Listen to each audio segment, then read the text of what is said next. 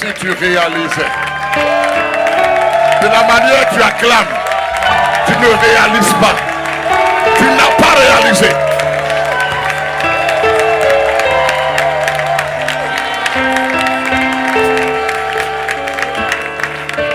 Bien-aimé, je veux que quelqu'un m'excuse ce matin. Honnêtement, si tu es venu pour être dans ta norme, dans ton truc, honnêtement, je ne sais pas ton histoire. Mais demande à Israël. Si après 430 années de servitude, on leur dit que leur délivrance est là. Si après tant d'années de servitude, sous le joug de Satan, Christ est venu. Il est mort à la croix. Il a été enseveli. Il est ressuscité. Il est glorifié. Et que toi tu es comme ça, je ne comprends pas. Je ne comprends pas. Je ne comprends pas. Je n'accepte pas. Je n'accepte pas. Non. C'est quoi le problème? Oh, c'est camarade.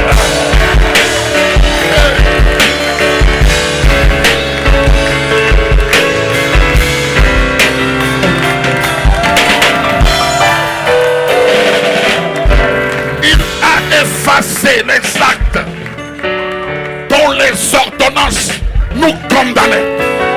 Satan utilisait ces textes de loi et il t'accusait, il m'accusait. Le sang de Christ a coulé à la croix pour effacer ces actes de loi. Et tu es comme ça, tu es comme ça, tu étais condamné à mort. Christ est venu pour dire tu es libre, et tu es comme ça.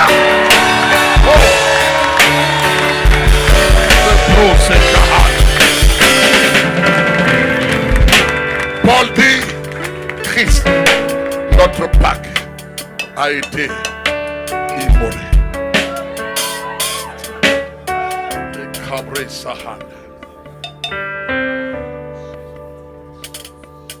Christ, notre Pâque, a été immolé. Je vais vous asseoir quelques minutes.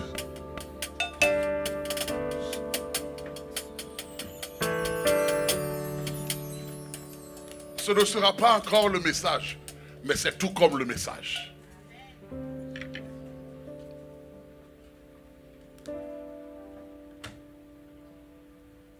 Nous ne voulons pas laisser les gens du dehors, dans les rues de Montréal, nous dicter c'est quoi la Pâque. La plus grande fête pour tout enfant de Dieu, ce n'est pas Noël, ce n'est pas le Nouvel An, c'est la Pâque. Aïe, aïe, aïe, aïe. Toute notre vie chrétienne est fondée sur des événements qui sont passés sur 3 jours. Sur ces 3 jours-là, toute la vie chrétienne est fondée sur ça. Si tu perds ça de vue, nous n'avons pas d'affaire à être ici. Est-ce que quelqu'un comprend? Si tu ne comprends pas ce qui s'est passé dans ces 3 jours, on n'a pas besoin d'être là. Nous serions des religieux. Paul dira en quelque sorte, si Christ n'est pas ressuscité, s'il n'y a pas de résurrection des morts, alors mangeons, buvons, car demain, nous mourrons. Il n'y a pas d'espérance. La vie chrétienne a pour fondement des événements qui se sont passés sur ces 3 jours. Il y a eu d'abord la crucifixion. Et c'était la plus grande preuve de l'amour de Dieu pour l'humanité. Car Dieu prouve son amour envers nous en ce que lorsque nous étions encore des pécheurs, Christ est mort pour nous. Romains 5:8. Et vous savez, ce jour-là, si Satan savait, si le monde des ténèbres savait, qu'en le poussant à aller à la croix et pouvoir dire à la fin ces mots-là, Tetelestai, qui veut dire tout est accompli, mission accomplie.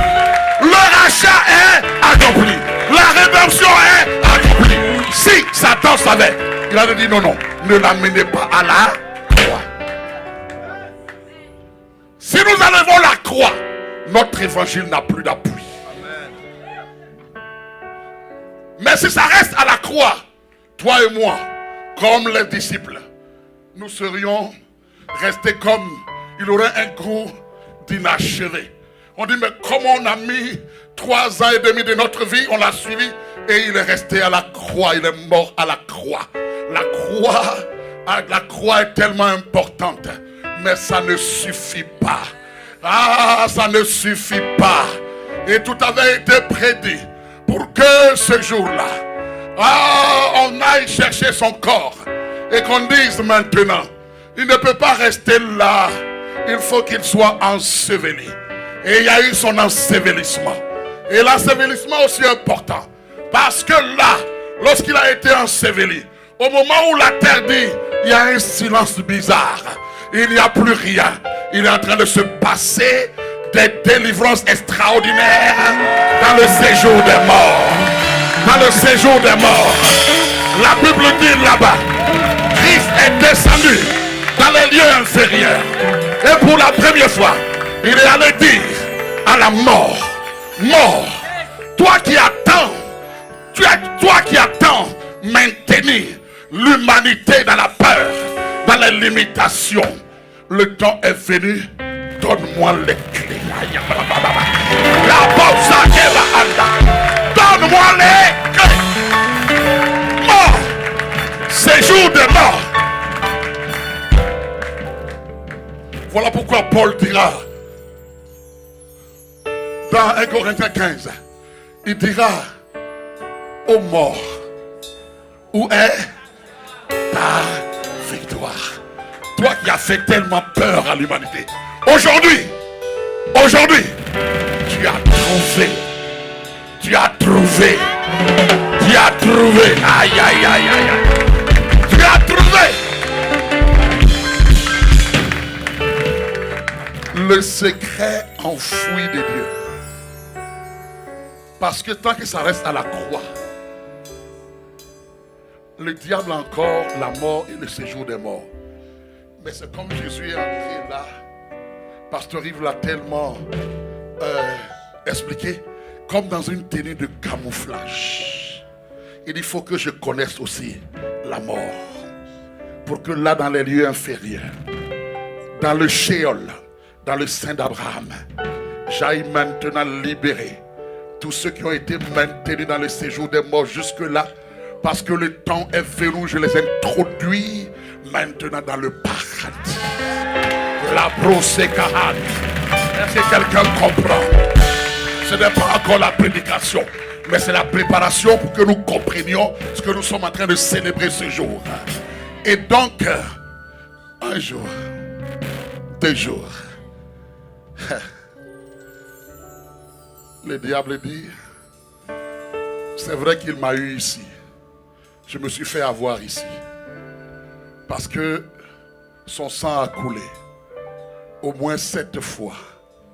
Et le sang a coulé, ça satisfait les exigences de sainteté du Père.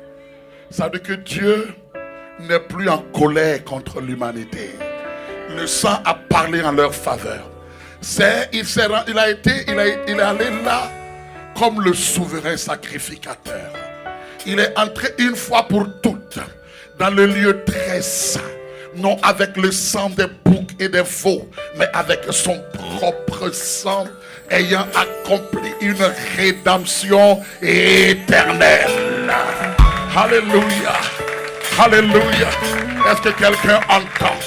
Alors le diable dit à ses collaborateurs, morts, séjour des morts, je vous fais confiance. Cet homme-là, pendant qu'il était vivant, il a eu des événements qui m'ont bousculé un peu. Il y a eu ce fils-là, de cette veuve-là qui est mort. Il est arrivé là et il a ressuscité. Il y a eu le cas de Lazare. Il a ressuscité. Donc il y a quelque chose. Mettez tout ce qui est en votre pouvoir pour ne pas qu'il sorte de là. Mais le troisième jour, la méga puissance du Père. Paul dit, la puissance même de Dieu, il l'a déployée en Christ. Et là, la puissance même de Dieu, par le glorieux Saint-Esprit, est descendu là dans ces lieux inférieurs et a trouvé le corps. Il dit, ta place n'est pas ici. Ta place ne peut pas voir la corruption. Ton corps ne peut pas pourrir. Alors la vie qui est en Dieu est venue. Maintenant, corps de Jésus-Christ, je te redonne la vie. Et la mort. Et le séjour de la mort, il se passe quelque chose. Nous sommes tétanisés. Nous ne pouvons rien. Et là, Jésus revient à la vie. Mais avant de sortir, il dit, mort, séjour des morts, la clé. Votre règne est terminé. Votre règne est... C'est la première fois dans l'histoire où quelqu'un revient à la vie, où il ne va plus mourir. Ah, est-ce que quelqu'un comprend? Où Jésus est le premier qui revient à la vie, qui a vaincu la mort, où la mort ne pourra plus dire je vais encore t'avoir après. Non, son pouvoir était. Voilà pourquoi Jésus dit dans Apocalypse, il se révèle à Jean, voici, j'étais mort, mais je suis vivant et je tiens les clés de la mort et du séjour des morts. Le troisième jour, il est ressuscité. Alléluia. Mais ce n'est pas fini. Il est ressuscité. C'est glorieux. Mais il y a une autre dimension où à cause de ce qu'il a fait à la croix, à cause de ce qu'il a accompli à la croix, le Père dit il faut qu'il soit intronisé. C'est ce qu'on appelle la glorification. C'est tout ça qu'on appelle l'œuvre achevée de Christ. Sa mort, son ensevelissement, sa résurrection et sa glorification. Et le message que nous allons entendre aujourd'hui va toucher à la quatrième partie, la glorification. Aïe, aïe, aïe, aïe.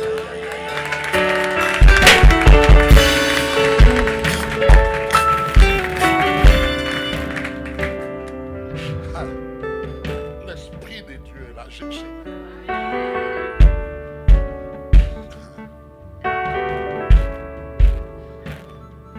Permettez que je revienne, je redescends un peu, que je revienne sur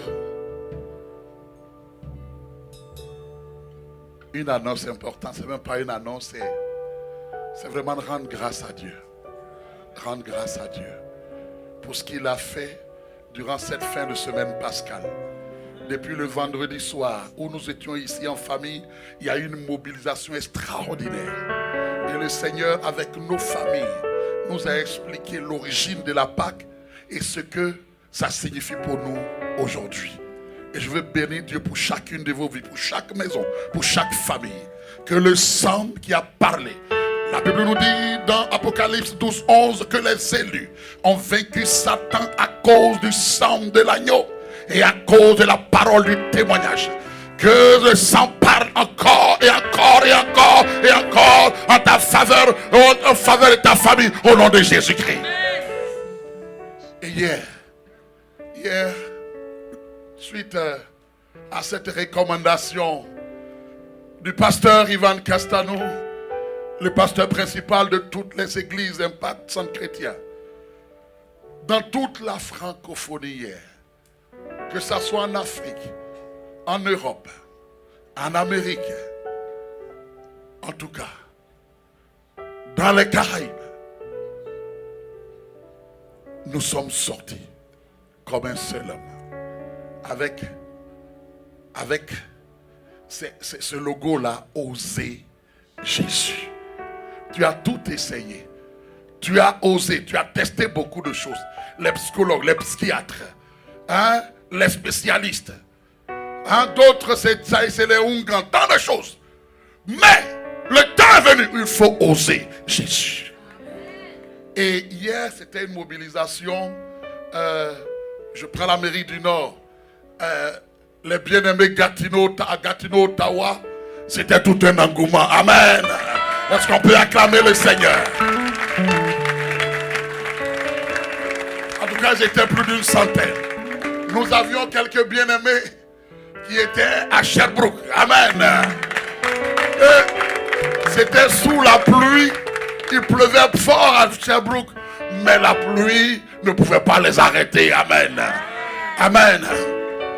Tout au nord, nos bien-aimés de Chibougamau étaient aussi dans les rues. Amen. À Montane, c'était pareil. Et que dire de Montréal? Que dire de Montréal?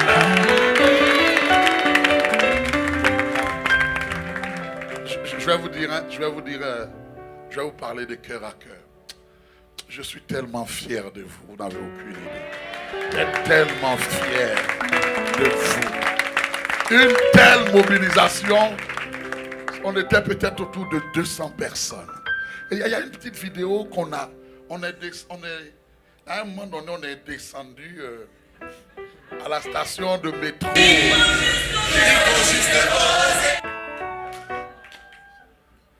Bon, vous pouvez partir.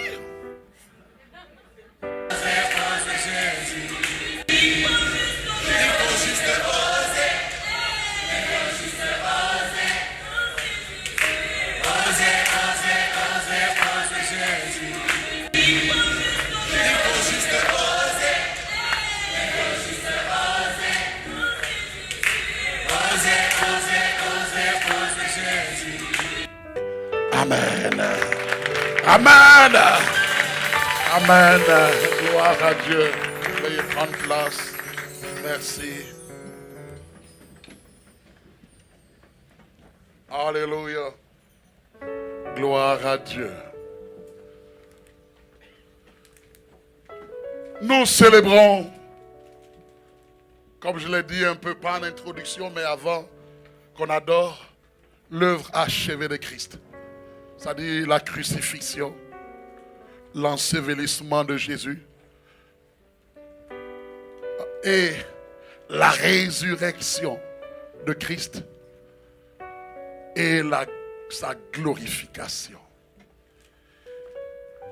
Et ce matin, le Seigneur a une parole, une révélation à nous communiquer. Et tout part de la bouche de Paul, l'apôtre Paul. C'est vrai que souvent, toi et moi, lorsque nous parlons de Pâques, effectivement, nous parlons de la mort de Jésus, de son ensevelissement, de sa résurrection. Et nous parlons de sa résurrection.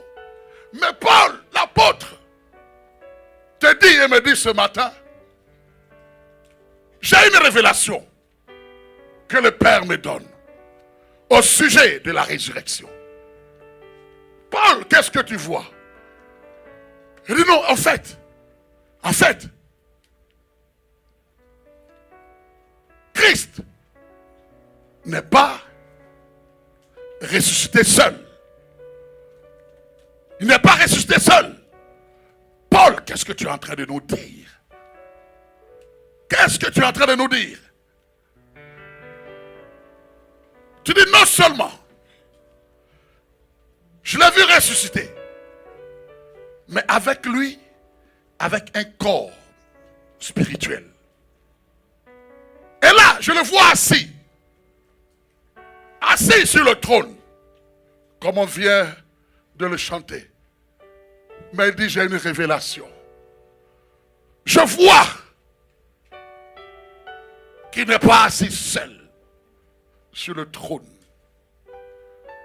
Il n'est pas assis seul. Je vois une foule de personnes. Une foule de personnes. Une famille spirituelle. Être aussi assis avec lui déjà. Waouh. Paul, qu'est-ce que tu es en train de nous dire?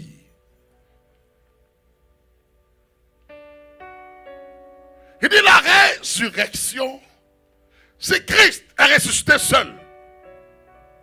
C'est une grande nouvelle. Mais quel est l'avantage pour toi et pour moi qui écoutons ce message ce matin? Paul dit en réalité,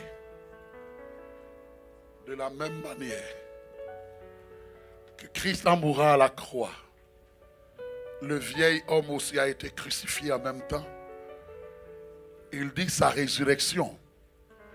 Christ n'est que le prototokos, il n'est que le prototype, mais il entraîne spirituellement déjà avec lui tout un corps qui expérimente déjà par la même occasion la résurrection. Et il est assis et je vois un corps spirituel assis avec lui. Amen. Vous savez, nous ne disons pas notre Amen est timide parce qu'on se dit, le pasteur, qu'est-ce qu'il est en train de nous dire? N'est-ce pas une hérésie? N'est-ce pas une hérésie? Mais c'est la révélation que Paul a eue. Je vous invite à prendre Éphésiens 2, versets 4 à 7. Que le Saint-Esprit ouvre nos yeux, que nous captions.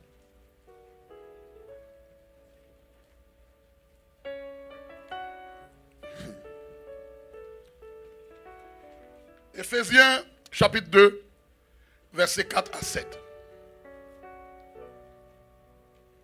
Mais Dieu, qui est riche en miséricorde, qui a été saisi dans ses entrailles, c'est là le vrai sens du mot miséricorde. Mais Dieu qui est riche en miséricorde, à cause du grand amour dont il nous a aimés, qu'est-ce qui va se passer? Nous qui étions morts par nos offenses, nous qui étions morts par nos offenses, nous a rendus à la vie. Écoutez bien. Il nous a rendus à la vie avec Christ.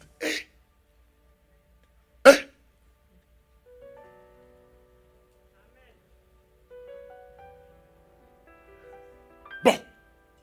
C'est par grâce que vous êtes sauvés. Il nous a ressuscités ensemble. Quelqu'un veut dire ensemble.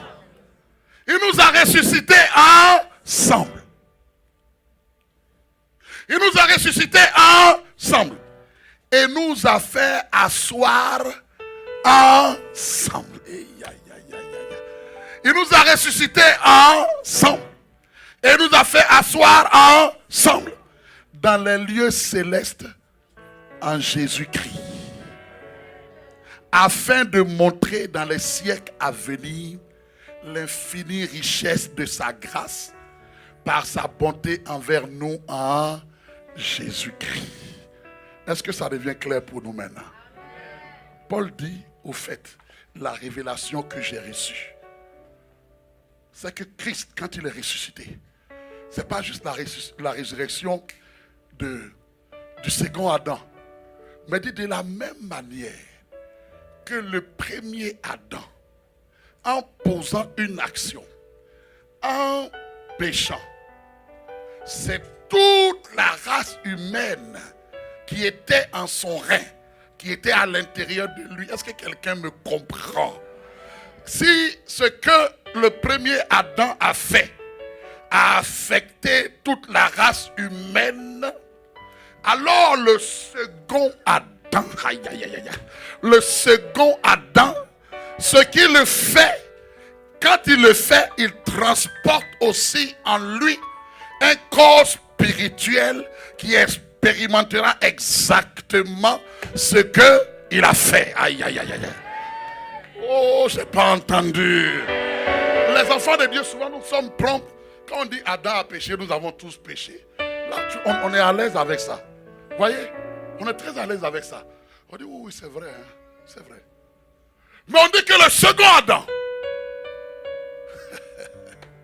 ce qu'il a fait, quand il le fait, il est la tête. Il est la tête. Oh, je dévance mon message. Le jour où tu vas voir ma tête ici, derrière le pupitre ici, en train de te parler seul, et puis mon corps est dans le bureau là-bas, tu vas dire, c'est quoi cette affaire? Là où est la tête.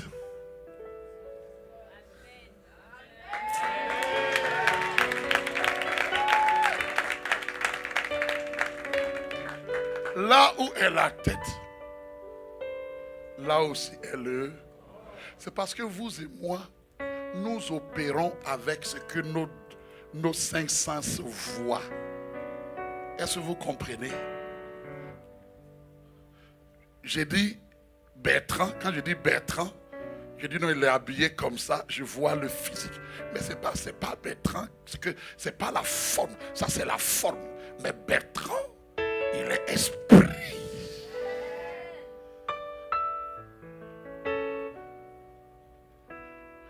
Et le positionnement de l'esprit. Écoutez, pour qu'on comprenne là, c'est pas parce que ton corps est assis que ton esprit est assis. Je ne sais pas si vous comprenez.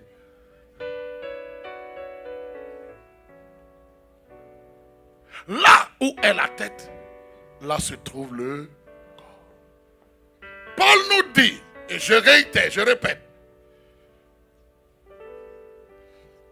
le verset 6, il nous a ressuscités ensemble et nous a fait asseoir ensemble dans les lieux célestes en Jésus-Christ.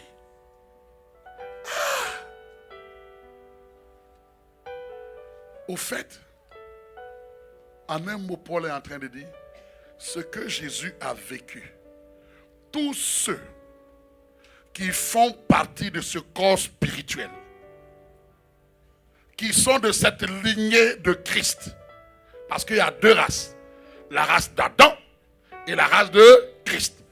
Tous ceux, de la même manière que la race adamique, Adam a péché, ça a affecté toute la race. De la même manière, ceux qui sont en Christ. Voilà pourquoi le mot en Christ est important. Le mot en Christ. Le mot en Christ.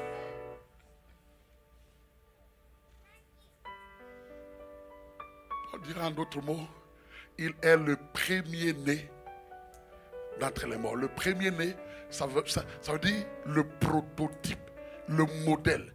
C'est-à-dire que regardez ce qu'il a vécu là. Tous ceux qui lui appartiennent vont vivre exactement en leur temps, en leur saison, exactement la même chose.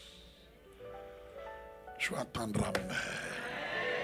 Parce que c'est notre partage.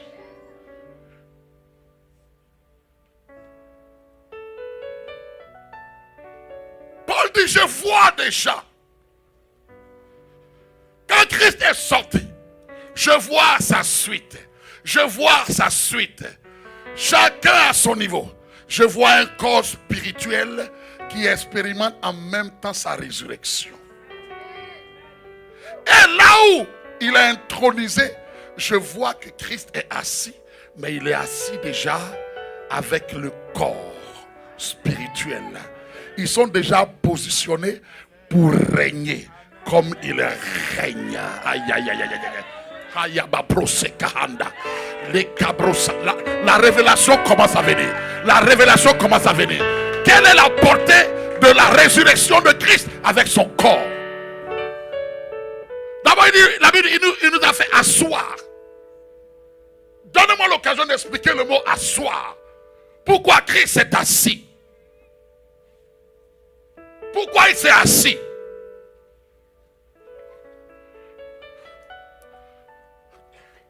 Christ apparu aussi comme un souverain sacrificateur. Il a aussi le roi. Il a aussi le prophète. C'est ça, Christ, le Messie. Vous savez, je repars un peu pour qu'on ait l'éclairage. Quand vous avez les sacrificateurs, quand vous prenez le tabernacle, vous prenez le lieu saint, le lieu très saint, dès que les sacrificateurs sont désignés pour leur jour de service, quand ils sont en service, vous savez, dans ces lieux-là, il n'y a pas de chaises. Ils ne s'asseyent pas durant toute la journée où ils sont de service. Est-ce que quelqu'un comprend? C'est pour ça que quand vous le lisez, même pour le choix, il fallait qu'il soit bien portant, physiquement bien portant. Il n'y a pas de chaise là-bas et puis tu finis et puis tu t'assois. Pour dire que continuellement, leur service continue jusqu'à ce qu'ils passent le relais pour que, peut-être le lendemain, il y ait d'autres sacrificateurs qui prennent le relais, ainsi de suite. Et le souverain sacrificateur, c'est pour montrer que continuellement, il doit faire les mêmes gestes, les mêmes sacrifices. Le souverain sacrificateur, une fois par an, doit a le droit d'entrer dans le lieu très saint. Mais là-bas aussi, il n'y a pas de chaise, il n'y a pas de... Il va et puis ça fait beaucoup de crainte et de tremblement. Donc c'est pour dire que ce qu'ils font est comme pour apaiser la colère de Dieu, la sainteté de Dieu, mais ça ne satisfait pas encore les exigences de sainteté de Dieu. Est-ce que quelqu'un me comprend? Donc ils sont comme dans un service continuel. Dans un service perpétuel. Est-ce que quelqu'un comprend? Mais, lorsque le souverain sacrificateur, Christ, le souverain sacrificateur par excellence, est entré une fois pour toutes dans le lieu très saint. Non avec le sang des boucs et des veaux, mais avec son propre sang. Et qu'il a accompli une rédemption éternel. C'est-à-dire qu'il n'y a plus d'autres sacrifices. Il a donné déjà sa vie et qu'il a dit tout est accompli. Il est digne maintenant de s'asseoir. Mission accomplie. Premier volet. Comme souverain sacrificateur. Vous dites c'est mission accomplie. Il peut s'asseoir. Mais s'asseoir aussi, c'était aussi une marque d'intronisation comme un roi. Les deux volets sont très importants. Comme souverain sacrificateur, pour dire mission accomplie. Il peut s'asseoir maintenant. Il n'y a plus de sacrifice. Ça ne continue plus. C'est fini là. Fini. Après le sacrifice de Christ, fini. On ne va plus offrir à un marabout, un ongan, ceci, cela, c'est fini.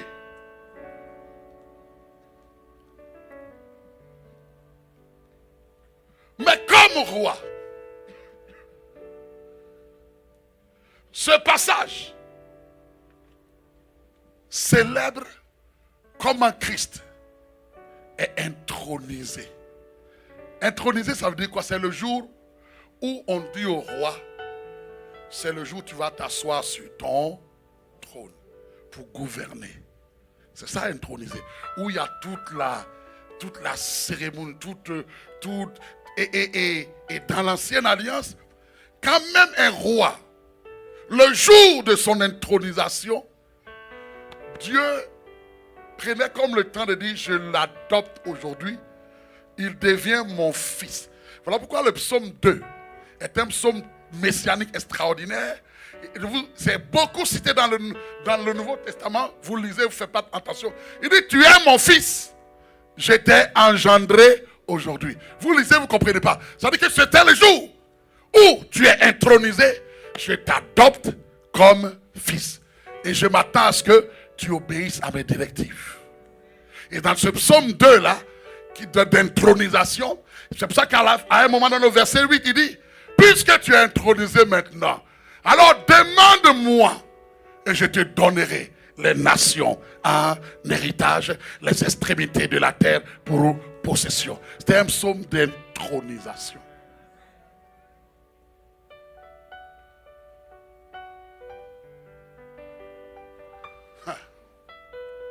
Mais Jésus, après ce qu'il a fait, après l'œuvre achevée, le Père et toute l'armée céleste, tout le ciel dit, il est digne. Il est digne. C'est lui qui doit être intronisé. Lui seul doit être intronisé. Et quand on intronise, il y a les paroles qui accompagnent l'intronisation. Il y a les termes. Pourquoi on intronise? Pourquoi il est digne d'être intronisé? Le Père doit dire pourquoi il intronise. Pourquoi lui et pas quelqu'un d'autre? Est-ce que quelqu'un comprend? Et c'est là où Paul nous dit, si vous voulez savoir un peu quelques thèmes, pourquoi lui seul mérite d'être intronisé, il nous invite dans Philippiens 2. Et à un moment donné, il commence en disant, ayez en vous les sentiments qui étaient en Jésus-Christ, lequel il était égal à Dieu, mais il n'a pas cherché comme c'était une cible, une proie arrachée pour dire non, je recherche ma position. Mais au contraire, il s'est dépouillé lui-même.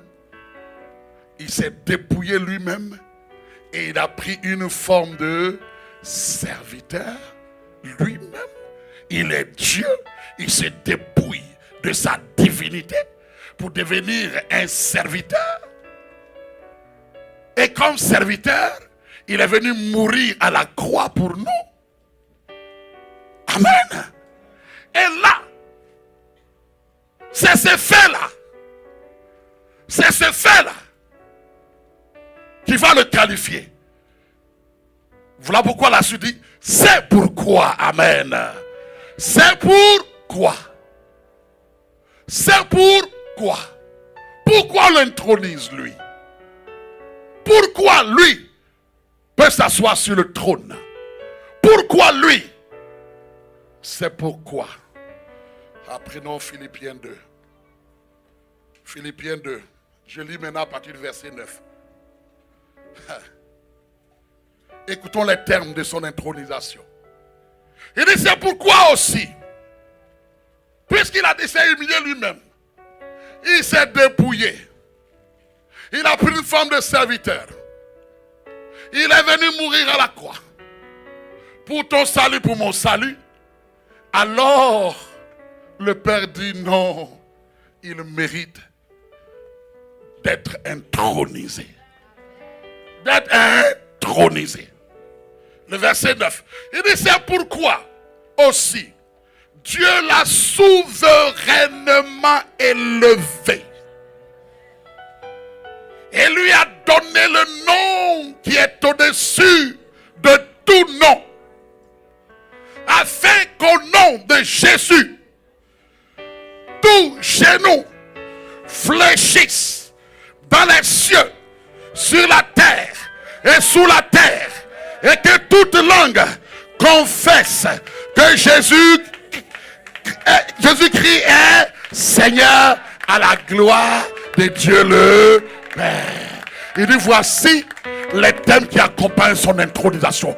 Donc quand il est assis sur son trône, ces paroles-là parlent pour lui. C'est pourquoi Dieu l'a souverainement élevé et lui a donné le nom qui est au-dessus de tout nom, afin qu'au nom de Jésus-Christ, tout genou fléchisse dans les cieux, sur la terre et sous la terre, et que toute langue confesse que Jésus-Christ est.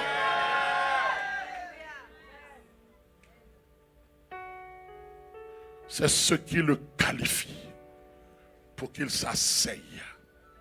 Il peut s'asseoir. Il peut s'asseoir. Il peut s'asseoir sur le trône. Il peut gouverner. Et tout l'univers est au courant de ça. Les démons le savent. Satan le sait.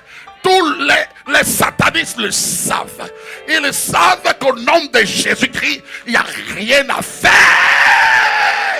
Il n'y a rien à faire. Le nom de Jésus-Christ met tout le monde au garde à vous.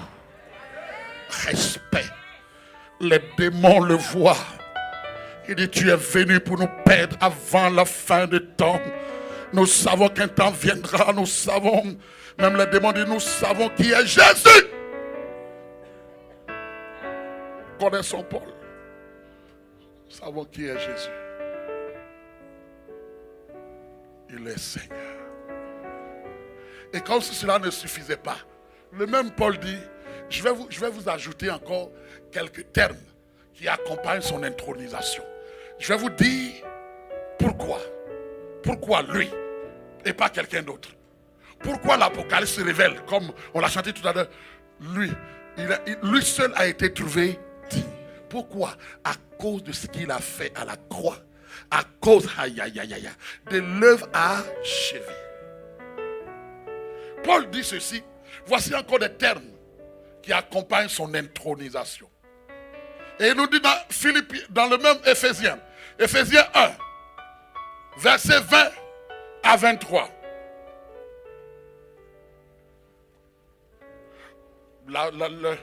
En lisant les versets avant, on peut mieux comprendre. Mais on dit que Dieu a déployé sa puissance éternelle. Il parle de sa puissance. C'est comme il a déployé cette puissance-là en Christ. Sa puissance, le glorieux Saint-Esprit, il a déployé en Christ en le ressuscitant des morts. Mais quand il le ressuscite des morts, ça ne s'arrête pas là. C'est déjà glorieux. Amen. La résurrection des morts, c'est déjà glorieux. Mais écoutez la suite. En le faisant asseoir à sa droite dans les lieux célestes. Quand vous lisez la Bible, que vous voyez la droite symbolise toujours la position d'honneur et d'autorité. C'est la position d'honneur et d'autorité. Est-ce que vous comprenez? On dit lui, il mérite d'être à l'honneur, il mérite d'avoir toute l'autorité. Amen. Et dit non seulement en le faisant asseoir à sa droite dans les lieux célestes. Écoutez la suite, le verset 21. Au-dessus,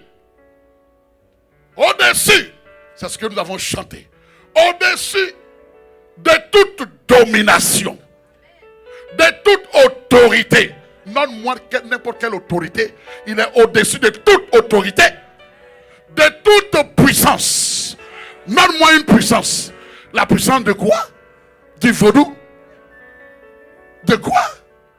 Des sciences ésotériques? La puissance de qui?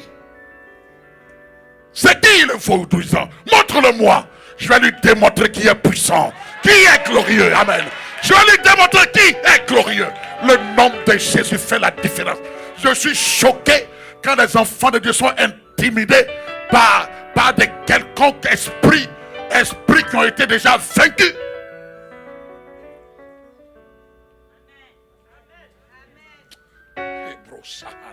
Tu sais en qui tu as cru. Sais-tu en qui tu as cru? Sais-tu le nom que tu invoques? Au nom de Jésus. Au nom de Jésus. Alléluia. Au nom de Jésus. Quel que soit le titre, quelle que soit l'origine de ce démon, de cet esprit, il est devant un enfant de Dieu qui sait qui il est. Au nom de Jésus, il sort. Il sort au nom de Jésus-Christ. Au-dessus de toute domination, de toute autorité, de toute puissance, de toute dignité Qui est-ce que tu peux appeler qui est digne? Est-ce que c'est César qui est digne? Christ est au-dessus de ça. Est-ce que c'est un chef d'État? Tu es impressionné par la position d'un homme, d'un quelqu'un qui est un dignitaire. Il n'y a aucun dignitaire sur cette terre qui peut égaler Christ qui est au-dessus de toute dignité. Ah, j'ai cru que quelqu'un allait dire Amen.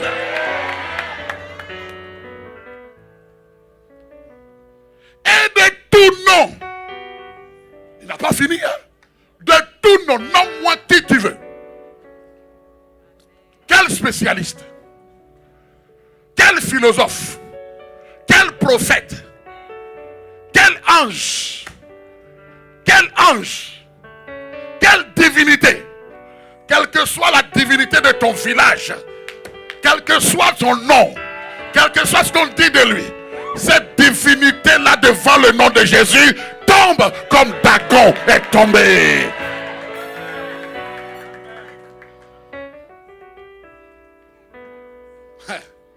Au-dessus de tout nom qui se peut nommer. Ça veut dire qu'un nom qui peut exister sur cette terre, dans l'univers, Christ est déjà au-dessus. C'est ce que ça veut dire. Et Paul n'a pas fini. Il dit non seulement dans le siècle présent, pour ne pas que tu te trompes, pour dire que c'était déjà passé. Il dit non seulement dans le siècle présent, mais encore dans le siècle à venir. Et il continue au verset 22. Il a tout mis sous ses pieds. Hey, Bahonda. Il a tout mis sous ses pieds. Et il a donné ce Christ-là comme chef suprême de... Ça dit, il est la tête. Si la tête est là, le corps est où? Si la tête est positionnée, le corps est où? Si la tête est là, si la tête a ça, si la tête commande, le corps fait quoi? Si la tête commande, le corps fait quoi? Si la tête est dans les lieux élevés, le corps est dans les lieux élevés. Et je vous dis bien aimé une chose. Là où nous sommes assis dans les lieux élevés, quel que soit le nom, le titre, quelle que soit l'origine, quel que soit, sans faire exprès, parce que je suis assis dans les lieux célestes, je domine. Sans faire exprès.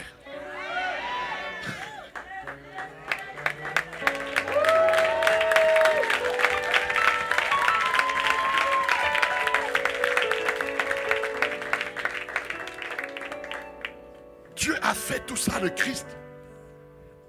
Et il a donné Christ là comme chef suprême de l'Ecclésia.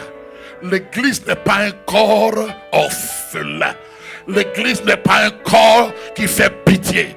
L'Ecclésia n'est pas un corps qui est tremblant. L'Ecclésia n'est pas un corps qui est démuni. Car la tête, telle est la tête, telle est la tête, telle est la tête, telle est la tête, telle est la tête, telle est la tête, telle est la tête, tel est le corps.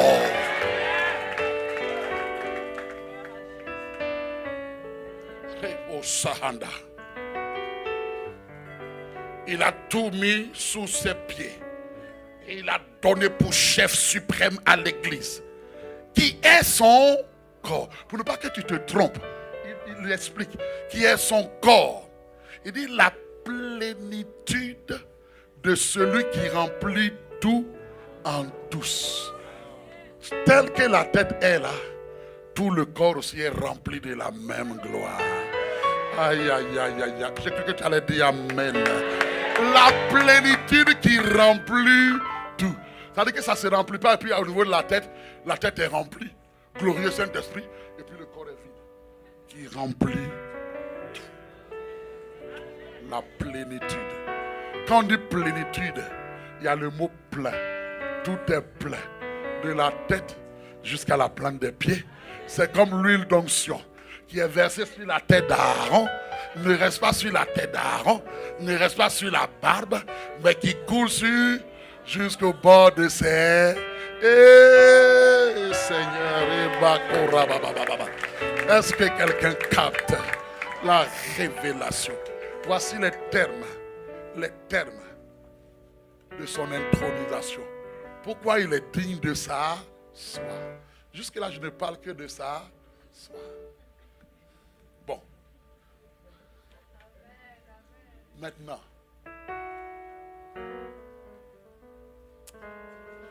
j'ai parlé du deuxième point pour dire que il nous a ressuscités ensemble et nous a fait asseoir avec lui. Je crois qu'on l'a compris parce que là où la tête est, le corps aussi suit. Le même qui a dit à Abraham, toutes les nations seront bénies en toi. Toi et moi, nous croyons à ça, non? Nous revendiquons la bénédiction d'Abraham. C'est le même, depuis Genèse 3,15, a dit que la postérité de la femme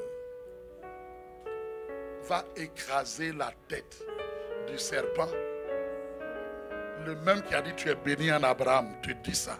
Est-ce que tu le crois?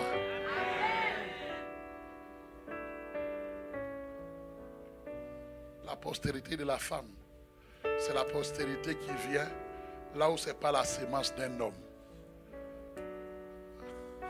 À tous ceux qui l'ont reçu, la parole, elle, la parole, qui est la semence de Dieu, leur a donné le pouvoir de devenir enfants de Dieu, lesquels sont nés ni de la volonté de la chair, ni du sang. Aïe. Voici la postérité de la femme.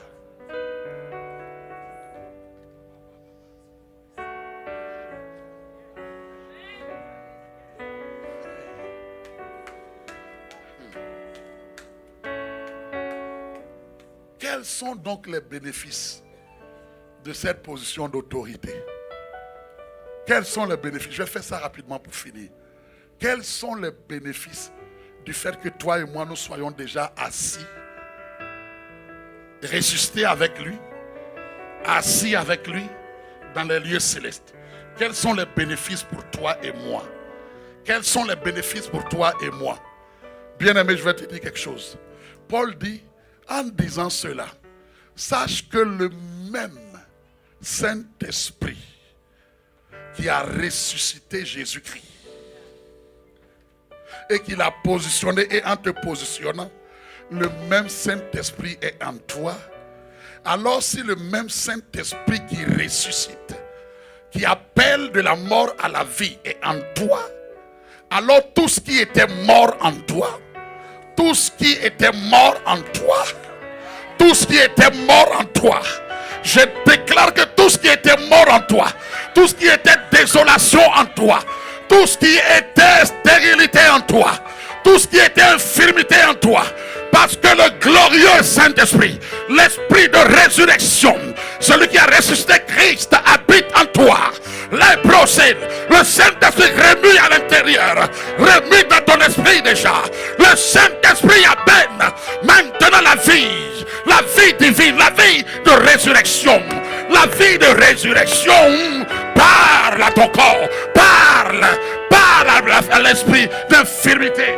L'esprit de résurrection donnera la vie au ton corps mortel, à ce qui était mortel. L'esprit de vie, l'esprit Zoé, la vie Zoé, Agnonios, la vie éternelle, la vie de Dieu, la nature de Dieu, et Cabros et Bahanda, coule en toi au nom de Jésus-Christ.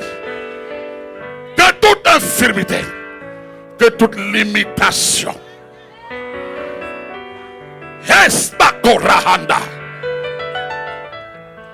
que tout ce qui était désert,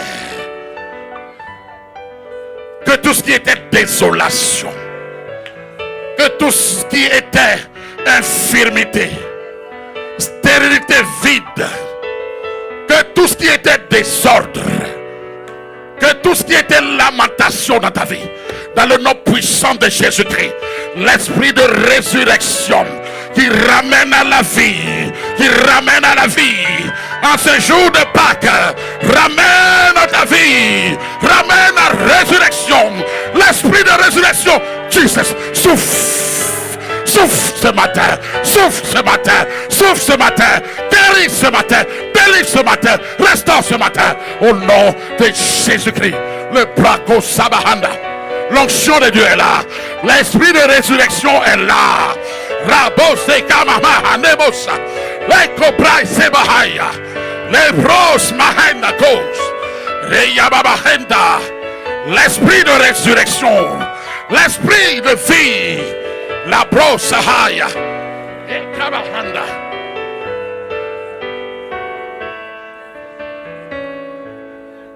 Paul nous dit dans Romains 8, 11, et si l'esprit de celui qui a ressuscité Jésus d'entre les morts habite en vous, est-ce qu'il habite en vous? Alors c'est la condition. Si le même esprit habite en toi, écoute la suite pour ta vie. Écoute la suite pour ta vie. Il dit celui qui a ressuscité Christ d'entre les morts, il répète encore, rendra aussi.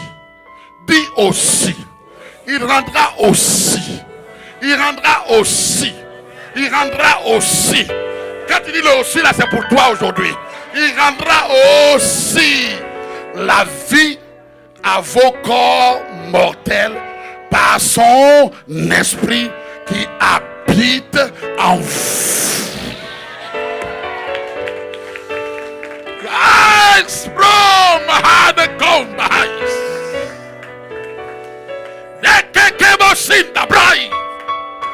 La res makota babo santa haya. Rebo sobo kondo baba inda kai.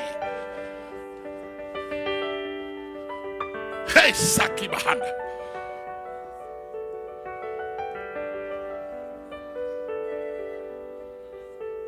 Hey, quel que soit ce qui a été déclaré mort, sans vie, sans suite, sans espoir, que dans le nom de Jésus, en ce jour où l'esprit de résurrection est en opération, où que la situation se trouve, même si c'est une contrée lointaine, j'appelle la vie, oh la vie divine maintenant, dans le nom de Jésus.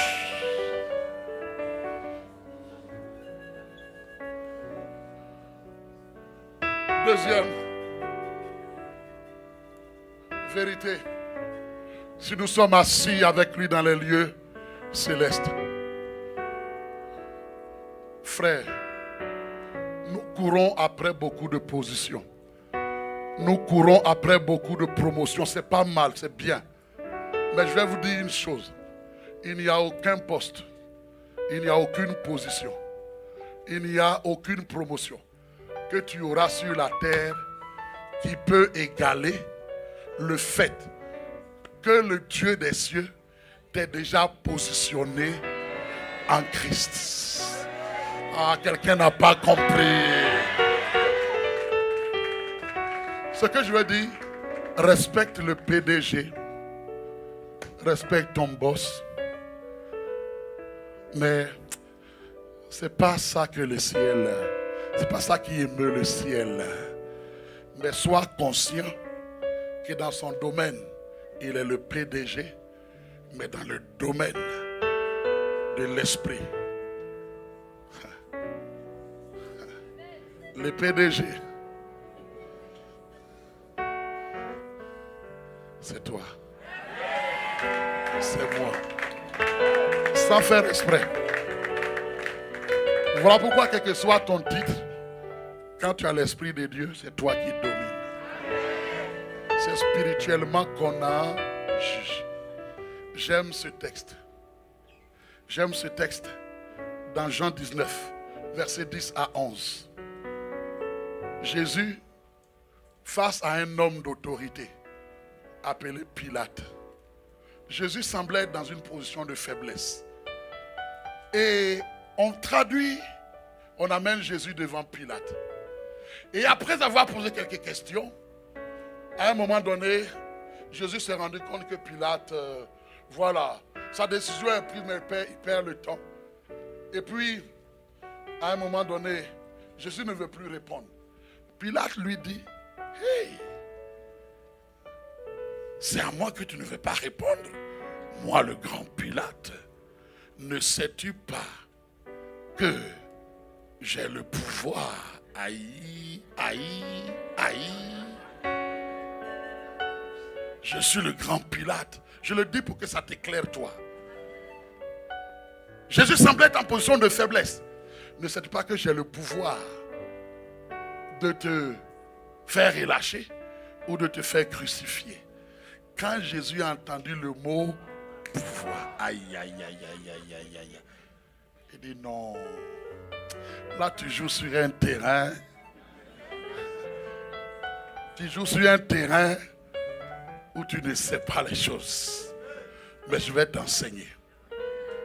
Tu n'aurais aucun pouvoir sur moi si cela ne t'avait été donné par mon Père qui est en haut. C'est lui qui donne les pouvoirs. C'est pour ça que je respecte. Sinon, tu n'as aucun pouvoir. Tu respectes le rang, mais en termes de pouvoir, le PDG ne savait pas dire qu'il a un pouvoir sur ta vie. Aïe, qu'est-ce que quelqu'un m'a compris? Tu respectes le rang, mais en termes de pouvoir, d'autorité, tu es déjà assis dans les lieux célestes, au-dessus.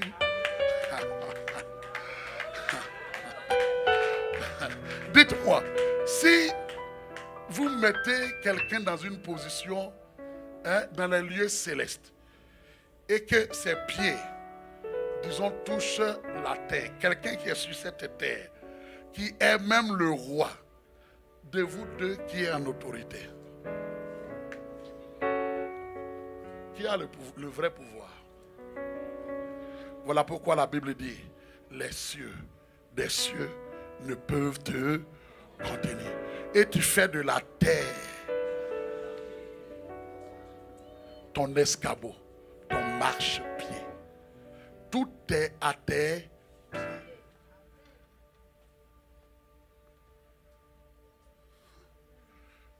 Il n'y a aucun poste, aucune promotion.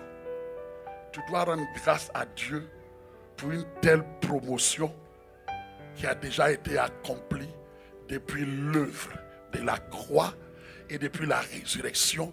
Une race d'hommes et de femmes qui sont déjà stratégiquement positionnés dans les lieux célestes. Tu dois rendre grâce à Dieu pour une telle position au nom de Jésus-Christ. Amen. Et je finis aujourd'hui en disant aussi, ça va de soi. Troisième vérité, le fait qu'on soit assis avec Christ dans les lieux célestes, ça veut dire que nous avons le pouvoir de commander et d'être obéis.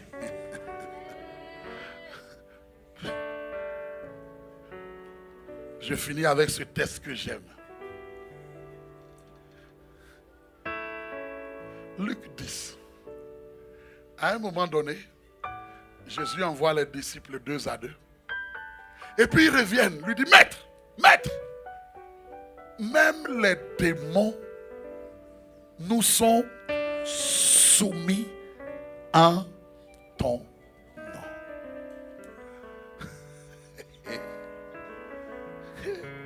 Ils s'attendaient à ce que Jésus fasse quoi? Qu'il applaudisse. Pour qu'il leur dise, waouh, c'est extraordinaire. Mais non.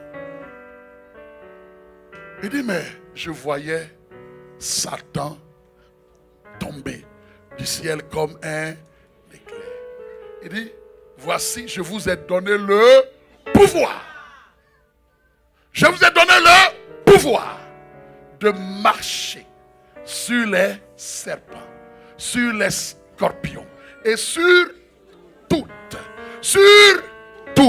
où que tu sois, dans les alamènes, sur toute la puissance de l'ennemi, et rien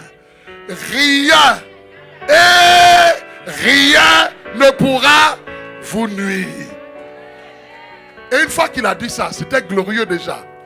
Mais il ajoute, il dit au fait, ne vous réjouissez pas de ce que les démons vous sont soumis.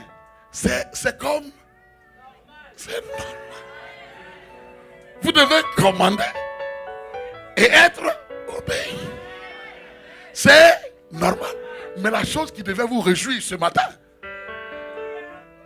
qui est plus grand que ça, de commander d'être obéi, c'est parce que comme vous êtes déjà assis dans les lieux célestes, il dit en réalité, réjouissez-vous de ce que vos noms, de ce que vos noms, de ce que vos noms sont écrits dans les cieux. Le ciel vous connaît déjà. C'est ça qui est important. Le ciel te connaît. Le ciel me connaît. Le ciel me connaît par mon nom. Il l'appelle, il dit mon fils. Reko Bahanda. C'est ça qui doit me réjouir. Le fait que le ciel me connaisse. C'est pas que les démons me soient soumis. C'est normal. Si les démons me sont soumis, ça démontre une seule chose. Que le ciel dit je te connais. Commande et tu es obéi.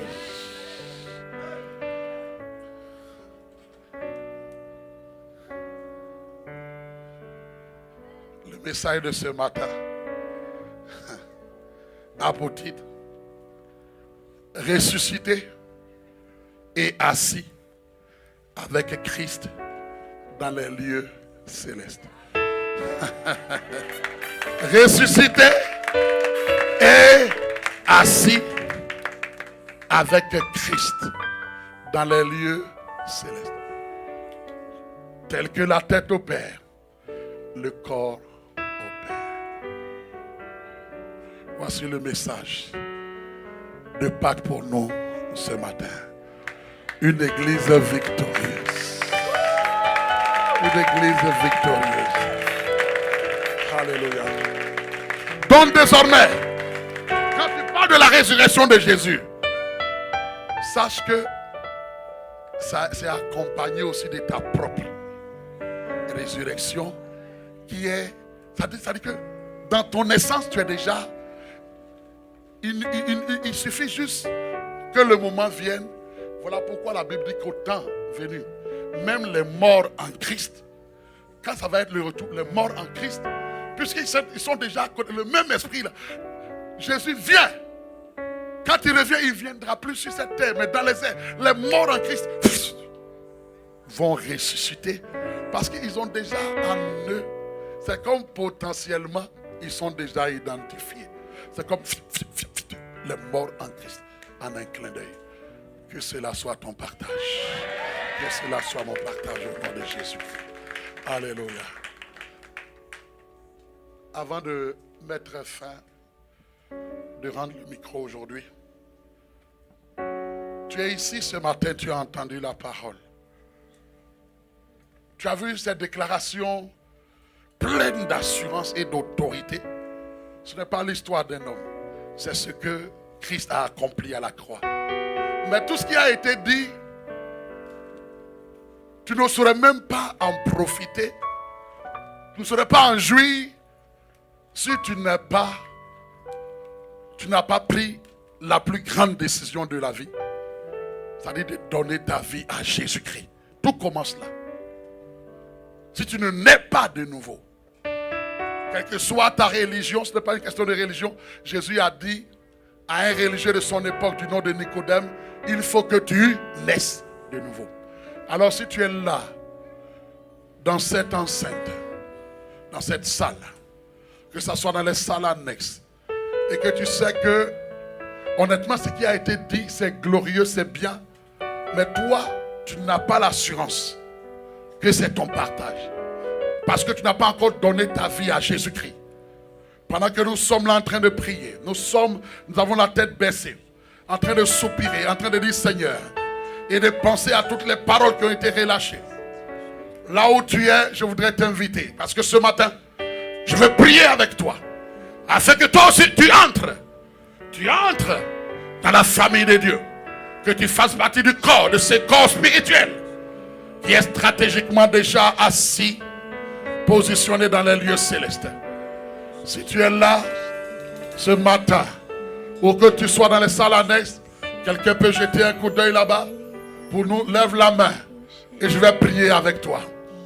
Alléluia. Nous sommes en prière. Alléluia.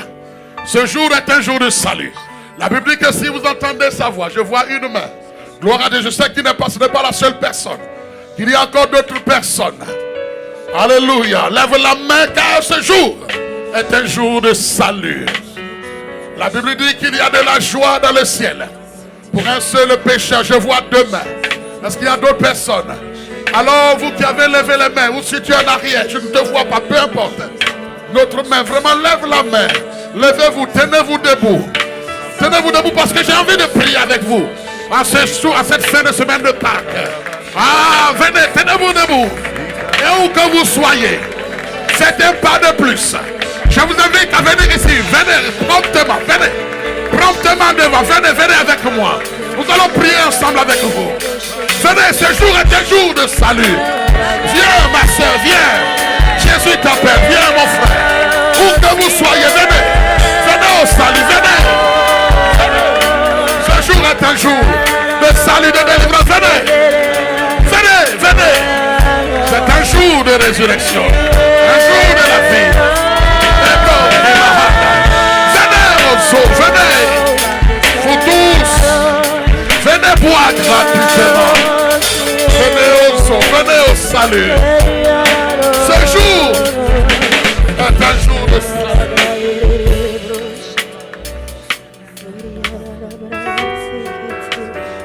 Je vais inviter toute l'église à se tenir debout. Je sais qu'il y a sûrement une personne encore. Ne te laisse pas prier, c'est un jour de grande décision. Viens mon frère. Ma soeur, viens au salut, viens bénéficier de cette position de grande autorité. Et je te dis que les combats finiront. Rebosa Gemahanda, le cabro se babahanda. Venez au saut, venez au saut, venez.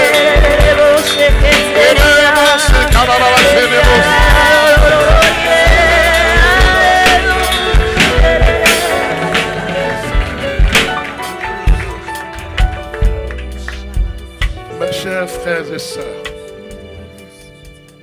je bénis le Seigneur pour chacune de vos vies.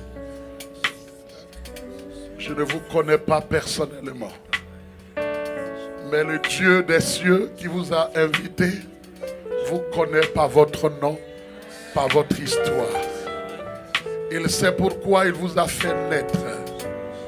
Et cette décision de ce jour est la plus grande décision de votre vie. Autant que nous sommes ici, il y a eu un jour où chacun de nous est passé par là. Je me souviens dimanche de 8 mai 1983. J'ai pris la même décision comme vous. J'étais encore jeune. Mais depuis ce jour, ma vie n'a plus été la même. Et plusieurs années plus tard, j'ai envie d'aimer encore ce Jésus. Il est le seul qui nous a aimés quand personne ne comptait sur nous. Il est le seul qui est venu mourir à la croix pour vous. Lorsque vous ne pensiez même pas à lui. C'est ce que la Bible nous dit. Alors, je vous invite à lever les mains. Parce que je veux prier avec vous. Vous allez faire cette prière avec moi. C'est la grande décision d'une vie. J'inviterai toute l'église à les soutenir. À soutenir parce que le ciel est en effervescence. Le Père dit, voici mes enfants que j'attendais. Car j'ai encore plusieurs autres brebis. Et il faut que je les amène. Vous allez prier avec moi. Seigneur Jésus, Peuple de Dieu, on peut les encourager. Seigneur Jésus, je te dis merci. Parce qu'en ce dimanche pascal, j'ai entendu ta parole. Et j'ai répondu à ton appel. Je reconnais que je suis un pécheur. Mais que toi, Jésus, tu es venu sur cette terre. Tu as donné ta vie. Tu es mort à la croix pour moi. Et tu as été enseveli. Et le troisième jour, tu es ressuscité. Alors aujourd'hui, je prends la décision de t'accueillir, de te recevoir, de t'accepter comme mon sauveur et mon Seigneur. Pour dire Seigneur, à partir d'aujourd'hui, prends la direction de ma vie, prends la conduite de ma vie, afin que ma vie ne soit plus la même. Au nom de Jésus, car je te reçois. Et ta parole me dit que tous ceux qui te reçoivent, ils deviennent enfants de Dieu. Je déclare donc aujourd'hui, je suis un enfant de Dieu. Je ne suis plus esclave de Satan, mais je suis un enfant de Dieu. Au nom de Jésus. Amen. Amen.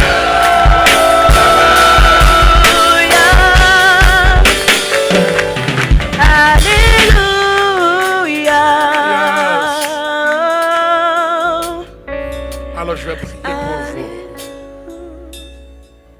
Peuple de Dieu, on peut tendre les mains vers eux, vers tous ces bien-aimés.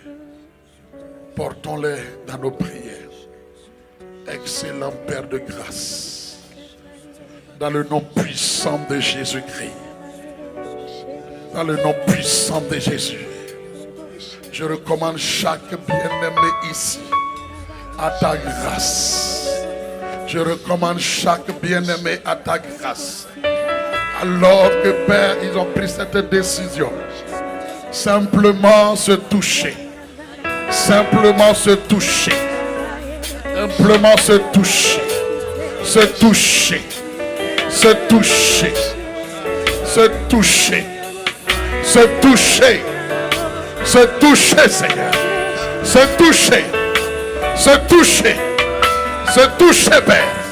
Et la marque de ton sceau sur leur vie, Père, garde-les, relève-les, rebâtis leur vie, leur destinée, et qu'à partir de ce jour, une histoire glorieuse et merveilleuse commence avec eux. Merci pour le glorieux Saint-Esprit qui vient les visiter, les toucher. Et Père, il les propulse directement dans leur destinée. Sois béni, sois magnifié. Et je déclare, je décrète qu'à partir de cet instant, tous les plans, les stratagèmes, les manigances, les ruses de l'ennemi pour essayer de le maintenir, de le retenir, de le renvoyer dans le monde, soit brisé, brisé maintenant, au nom de Jésus. Garde-les et couvre-les. Merci pour la joie dans le ciel, pour tous ces pécheurs, tous tes enfants aujourd'hui qui sont revenus à la vie, à la maison. Est-ce qu'on peut acclamer le Seigneur? Alléluia. Alléluia. Alléluia. Alors, mes bien-aimés, c'est une grande décision et devant le Seigneur, c'est comme vous venez de naître. Comme un bébé qui vient de naître. C'est la nouvelle naissance. Et Dieu est trop sage. Aucun enfant ne naît, aucun bébé ne naît et puis on le laisse quelque part dans le désert. Bien au contraire. Dieu permet qu'un enfant naisse toujours dans une maison, dans une famille. Et Et nous voulons être cette famille-là pour vous. Vous accompagner dans vos premiers pas avec Christ. Être là, prier avec vous, vous exhorter, vous encourager. Amen. Alors voilà pourquoi je vous inviterai à aller avec les bien-aimés qui vont juste prendre vos coordonnées pour qu'on puisse garder le contact avec vous. Amen. Amen. Je vous salue, je vous salue. Soyez bénis.